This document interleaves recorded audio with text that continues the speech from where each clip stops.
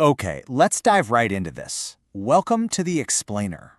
Today, we're unpacking a highly complex and super fast-moving geopolitical situation in the Middle East. And we're going to look at this totally objectively, leaning strictly on recent reports to decode what's actually happening on the ground without taking any political sides. Let's just focus on the facts and figure out the mechanics of this crisis. 20%. Just pause and think about that for a second. 20% of the entire world's trade is currently being held hostage in one single narrow waterway. The macro stakes here are absolutely massive, impacting the price of everyday goods, global oil, and economic stability everywhere. When one geographic choke point controls a fifth of world trade, any disruption sends shockwaves across the globe. So, here's our quick roadmap for today. We'll cover the new crisis in global trade, the geographical challenge of Hormuz, America's show of power, the reaction of Gulf countries, and finally, global diplomacy and India. Starting off with Section 1, the new crisis in global trade, the global chokehold. The source highlights a massive bottleneck that is forming as we speak. We're talking over 500 ships, literally packed with oil and essential cargo, just sitting there, totally stranded. They just cannot safely navigate the Strait of Hormuz right now. Because the passage is so heavily contested, this blockade is causing immense economic anxiety. It's essentially a giant chokehold on international commerce, keeping vital resources from reaching their destinations. Moving to Section 2, the geographical challenge of Hormuz, tactical geography. Now, you might be wondering, why on earth are the world's most advanced navies struggling to secure this tiny passage? Well, the reports detail some highly effective asymmetric tactics used by Iran to control the waterway. The strait is dotted with these small islands like Kej, Larak, and Bandar Abbas. And these aren't just flat, sandy beaches. We're talking mountainous terrain with deep, hidden tunnel systems hiding weapons and small, super agile boats used for swarm attacks. Add in the deployment of these martyr suicide drones, and you've got a highly fortified bottleneck where the geography itself is literally weaponized. The source actually offers a really striking analogy that perfectly captures this whole dynamic. It compares the situation to throwing stones from a hill at expensive cars passing below. Just imagine massive, highly explosive, and very expensive oil tankers trying to squeeze through a narrow channel while hidden forces in elevated mountainous positions look right down on them. It vividly explains just how physically vulnerable these massive ships are to asymmetrical warfare. You can't just sail straight through. You have to worry about what's coming from above and from the sides. Which brings us to Section 3, America's show of power, Project Freedom. Let's walk through the timeline here, because it's a dramatic couple of days.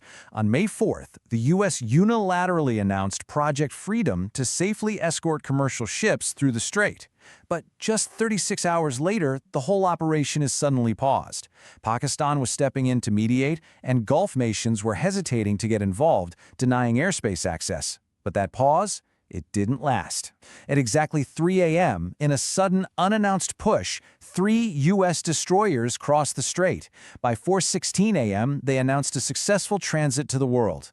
So, what exactly went down in the dark? Well, the U.S. states that its 3 destroyers made the crossing while actively taking and returning fire, successfully neutralizing incoming drone and missile attacks along the way without sustaining any damage. On the flip side, Iran claims that this U.S. action was a blatant violation of an ongoing ceasefire. So you have 2 completely opposing narratives about this intense late-night crossing, but there's no denying the immediate geopolitical impact it caused. Let's look at that impact in Section 4, Reaction of Gulf Countries, Shifting Alliances. The diplomatic fallout here is genuinely fascinating to watch. Look at the sudden pivot from Saudi Arabia and Kuwait. Step 1, initially, purely out of fear of retaliation from Iran, they firmly denied the U.S. access to their air bases. They definitely didn't want to get caught in the crossfire. But then, Step 2, they watched the U.S. Navy successfully push those destroyers through Hormuz. After witnessing that display of capability, Step 3, they immediately changed their stance and granted full airbase access with renewed confidence. It's a real-time shift in regional alliances based purely on a demonstration of power. But, picking sides in this neighborhood carries immense risk. The source provides this staggering data point: over 2,800. That is how many drone and missile attacks the United Arab Emirates has reportedly faced. And why? The source notes they are targeted primarily just for being a U.S.-aligned nation, not because they are directly firing weapons themselves. That really anchors the severe real-world consequences and the immense pressure these Gulf nations are under when managing their diplomatic ties. This brings us to a core military strategy discussed in the reports. Acting alone, that makes a nation highly vulnerable to asymmetric attacks and easily isolated globally, which the source suggests has been a bit of an issue for the U.S. recently. But acting as a coalition completely changes the game. The source uses that old farmer's analogy of the bundle of sticks. A single stick breaks easily, right? But a bundle of sticks tied together offers strong, unified deterrence that's incredibly hard to break. Historically, isolation is a massive vulnerability here, while a united front is absolute strength. Finally, Section 5, Global Diplomacy in India, the UN and the mediator. Let's zoom back out to the global macro stage for a second. Right now, the United Nations Security Council is at a complete stalemate. The GCC nations are pushing hard for urgent UN intervention to reopen the strait.